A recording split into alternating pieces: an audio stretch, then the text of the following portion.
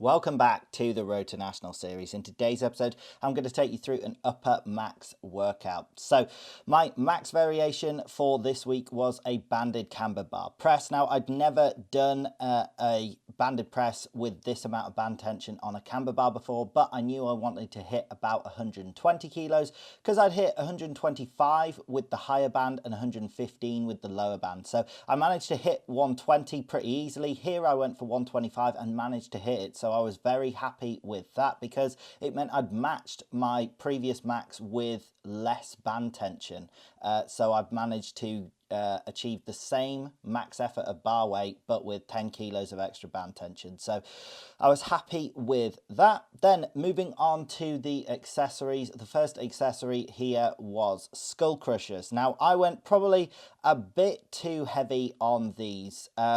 Not because of my strength level, just because I wasn't used to doing skull crushers with this much weight. So in my deload week, I'd done them with 45 kilos, which was really easy. I think last week I did skull crushers with 50 kilos, and then I jumped up to 60 kilos this week. And it doesn't seem like a massive jump, but that first set of 8 was so challenging. I actually ended up resting almost 5 minutes between the sets. And on this second set, my triceps literally felt like they wanted to explode. I only managed to get, I think, 7 reps on this second set.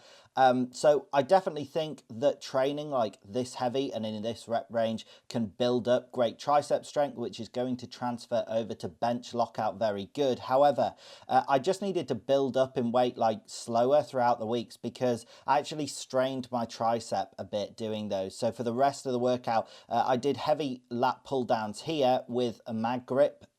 But after these, everything else I do lighter in the workout because my triceps started to hurt. Luckily, it's not anything major at the time of recording this. It's the day after and my tricep feels fine, there's no pain. But it definitely felt like attaching onto my elbow joint at the back. It felt very tender for the rest of the workout. So I basically just was a bit too ambitious and went a little too heavy too quickly on those tricep extensions, the skull crushers even. So on to the next accessory here. Like I said, it is mag grip lat pull downs. Now I went the heaviest I have done on lat pull downs. I've done this weight before, but this is the joint heaviest I've ever gone. And I managed to get sets of 9 with as you can see, a sort of cheaty half rep at the end of each set, which I think is the most I've ever got. I think I've only been able to get sets of 8 before. So that was nice, good progression in the lat pull downs. So moving on to the next accessory, I decided to do machine chest flies. So I would have done chest press or a dumbbell press or something like that. I generally prefer to train my chest with some sort of compound press because I'm doing powerlifting. That has better carryover, I feel. But like I said, because I'd strained my tricep, I decided instead to just do these chest flies because they're going to be lighter. And if anything, the tricep literally does nothing in this variation. You don't have to lock your elbow out. It's actually the bicep that is a supporting muscle during this movement. So these felt great. I haven't done these in ages and I was way stronger than I used to be. So I probably haven't done these since very early on in this series. I maybe did them a couple of times in January or February. So it's been a good 4 or 5 months. The last time I did these at 100 pounds, I was only able to get maybe a set of 10 when I was fresh, but really I think sets of 8. And here I think I got sets of a set of 13 and then a set of 12. So a nice improvement there on the accessories.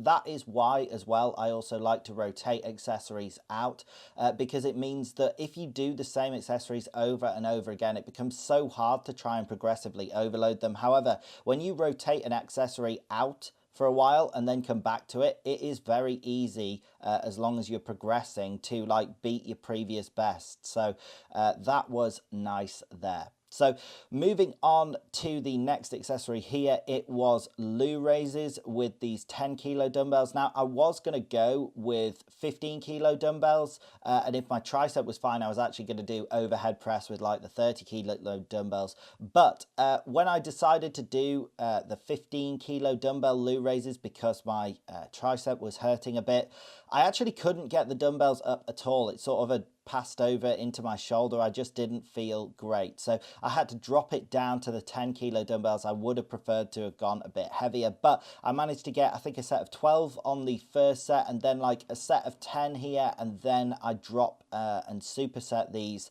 with just some lateral raises to help burn out the delt. So I think, again, this is basically the strongest I've been on loo raises. I don't think I've managed to get a set of 12 before like I did on the first set. So again, just nice steady progression. I think I've got sets of 10 before, but not sets of 12. So a nice little progression on the delts there. Then my next accessory was hammer curls, and I decided to go pretty light for hammer curls. Like, I can do them with the 25 kilo dumbbells, or if I want to go heavy with the 30s, but instead I decided to do sets of 20 with these 20 kilo dumbbells, so a bit lighter. Now these actually pump the biceps up fantastically, and I got like a nice burn in the biceps, particularly for like the last 5 reps of the first set, and then almost the whole second set, to be honest. Like from rep 8 it was burning, and I was thinking, oh, I'm not sure I'm going to be able to make it up to 20 reps, but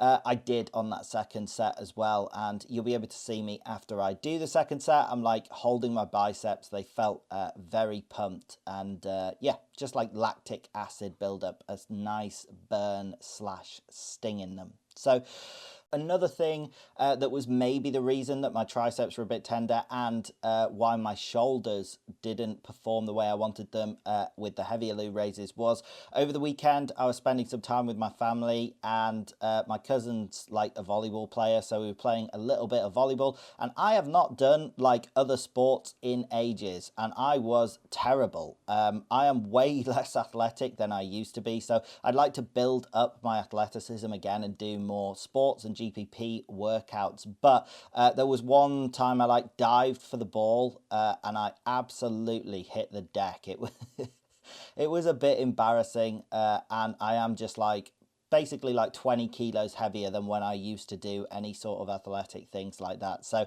I am planning on dropping weight as well. I talked about this a while ago, but I have entered a really slow cut. I'm down about 3 or 4 kilos, but I've been doing it really, really slowly so that I can still do my training, because it is so hard to, like, particularly with max efforts, to be honest, to be hitting PRs when in a deficit. So the only way that I could do that is to do it really slowly, or to spend some dedicated time losing weight and just accept that I'm going to be weaker for a bit and then try and build back up the strength. But that is my plan going forward. Then the last accessory here was isometric ab holds on the GHD. Now, I did these a bit deeper than I have done before. So I've done these where I've progressively overloaded them with weight before, but I actually think the best way to do it is to just go deeper. So I was way closer to like parallel with the ground, and that made this movement so much harder. I've done it with like a 10 kilo plate before, but a little higher up, and it was much easier. So that exercise is fantastic and really challenging on the abs, as you can see there. So that is it for today's video. I hope you did in fact enjoy the video. If you did, drop it a like, drop it a comment, subscribe, click the bell, all of that good stuff, and I hope you have a great day.